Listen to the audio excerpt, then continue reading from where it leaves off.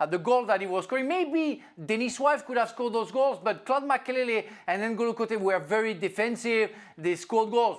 N'Golo Kanté scored a magnificent goal against Liverpool. But it was more like accidental. We can feel that Caicedo can project himself offensively and also be effective. But, I mean, remember the first season where we were wondering, 100 million, is he worth it? But now it was more than that, even double of that, because that guy gives such a work, a business in the middle of the park, that for the others, it's simpler, it's easier. And again, we go back to that generation of fantastic midfielders, defensive midfielders, with Denis, Wisey, our captain, Craig and I, but Claude Makelele and N'Golo Kanté. Now we have Caicedo, those fantastic players who give their lives every game. And with the feeling, with the art, because you know we used to call them water carrier. Before they were in the shade of the others and everything, they were the bad people, you know, destroying David Batty, the fantastic Roy Keane. But those players are completely essentials to a team, and they are really the wall, the fixed wall, the best wall to make sure that the team's going to work. And Caicedo is showing that to the world. And it's why I wanted to say something about him, because, I mean, what I saw against Liverpool, but throughout the season and a half that he had before, that's absolutely exceptional.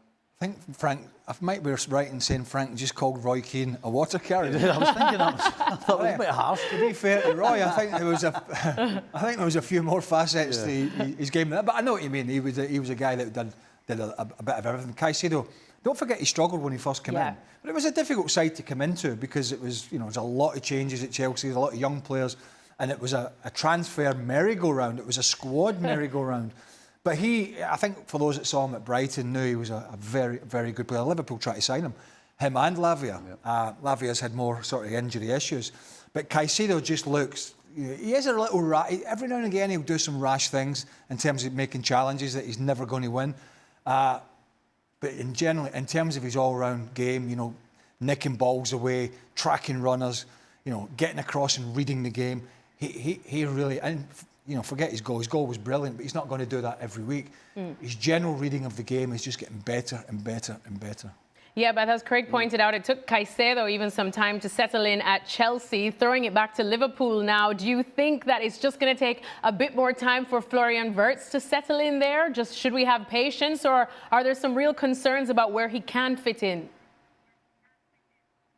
Generally at Liverpool that there's no concerns at all. I think ultimately, you pay that money for a player because there's hope that in the end they've got the quality to come good, and that's proven true with Moises Caicedo. And as Craig said, obviously Liverpool were really keen on him. They had a bid accepted by Chelsea and ultimately by Brighton, and ultimately the player decided that he wanted to go to Chelsea. He'd given them his word, and I think now you look at this Liverpool team and you think they could really, really benefit from having a Moises Caicedo in that team, a bit more of a robust sort of destroyer, but with that ability on the ball as well. I think if you put Moises Caicedo into this Liverpool team at the moment, they'd look an awful lot stronger. But yeah, I think it's probably a lesson to all of us that when these players come for a lot of money, they don't have a say in their price tag, and ultimately they just come, and it's still hard no matter how much you pay for them. They still have to adapt to a new team. Florian Wirtz has come into it, to a new country, to a new league, so it does take time to adapt, and ultimately sort of cream rises to the top, doesn't it? More times, more often than not. And I think that is obviously what we've seen with Caicedo, and I think at Liverpool there is hope that Florian Wirtz will do the same. Stevie, you just as confident as Beth and Liverpool in Florian Wirtz? Right now? As she said, cream rises to the top. I would say I'm probably on the verge of agreeing. But listen, no goals and no assists in 9 games for, 125 million? It's not a great start. He clearly is talented, but right now I'm a little hesitant.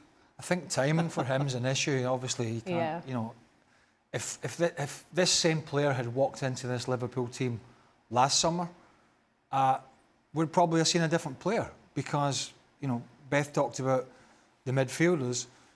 There's absolutely no doubt that Gravenberg and McAllister, for different reasons, but I've never seen McAllister give the ball away, play as many sloppy passes as I've seen in the last couple of weeks. But I think for Florian Wirtz, it would have been much easier coming in had it been the form last year of McAllister and Gravenberg, or Szoboszlai. And he came in as a number 10, and Liverpool had a great shape, and they were controlling the tempo of a game. They're not doing that now. They're not controlling it, they're not passing. Stevie talked about the passing at the start of the show, they're not passing it particularly well, they're panicking at the back, they're not controlling the midfield. And so when you come in as a playmaker, and you don't have that element of control, then it can be difficult. And I think that's where they are, that juxtaposition at the moment, of how do we get control of the midfield, and in games where other teams probably have 3 in there, and get Florian Wirtz into the team. That's the sort of $1 million question. We're going to find out after this international break, because they have Manchester United. It's always, no matter United State, it's always a big game. What way does he go? Because he played his cards at Chelsea with Wirtz on the bench, didn't work. What's he going to do in the United game? That's going to be the thinking. Arne Slot will not be caring about these internationals. No. He's just thinking now, how am I going to get this team sorted, get all my players back, hopefully they're not injured, all coming back. What's my best 11 for the United game? Because if we're being honest, he does not know his best 11 at the moment.